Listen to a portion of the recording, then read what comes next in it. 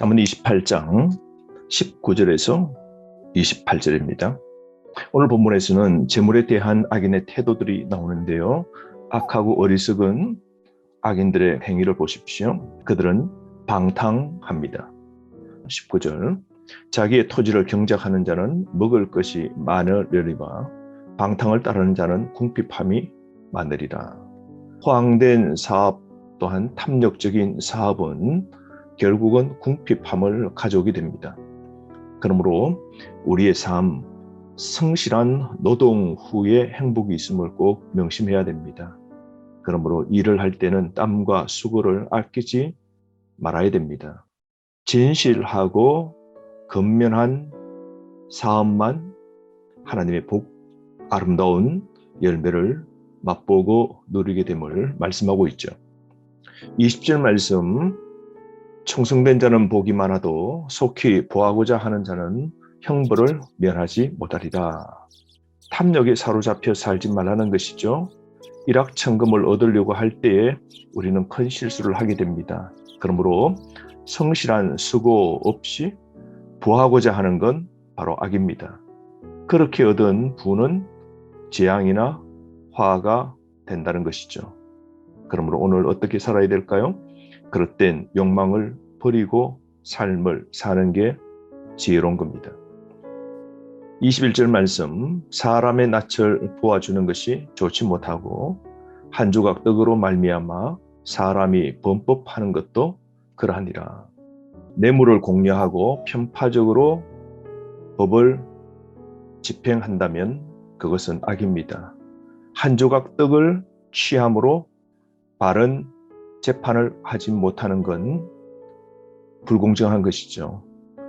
작은 뇌물에 쏠리는 그 마음은 악한 겁니다. 그러므로 친분이나 지위 때문에 제대로 판단하지 않는다면 그 사람은 공의를 버리게 되는 것이죠.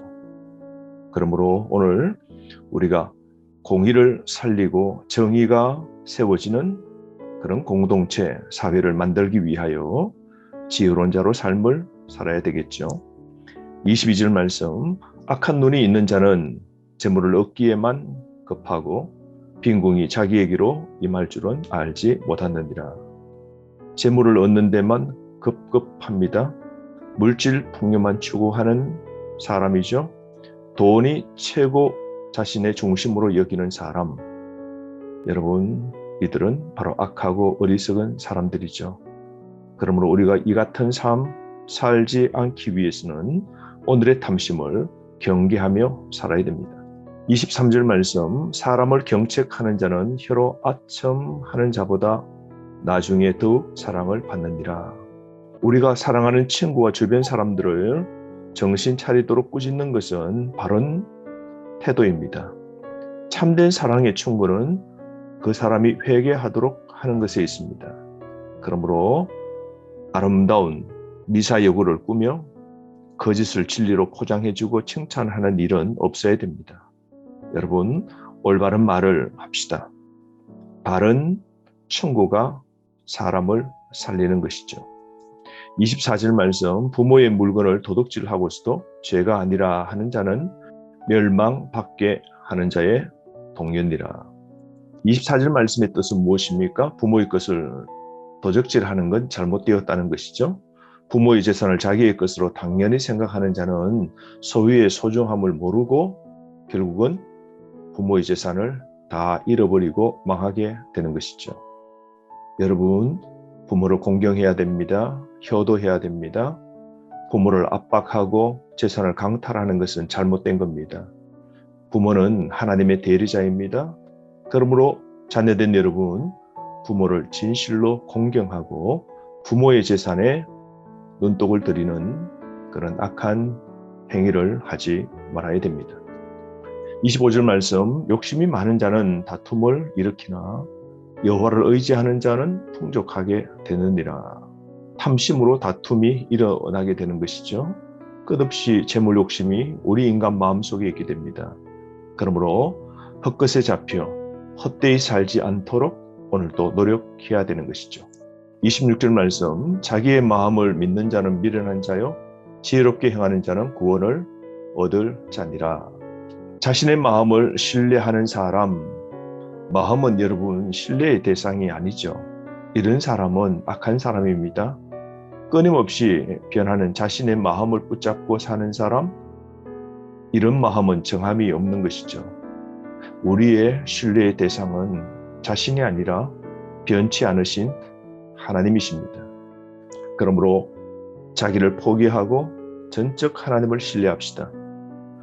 자신을 믿는 게 바로 불신앙임을 잊지 말아야 됩니다. 27절 말씀, 가난한 자를 구제하는 자는 궁핍하지 아니하려니와 못 본 채 하는 자에게는 저주가 크리라. 가난한 자들을 돌볼 마음이 없는 자는 악한 자들이죠.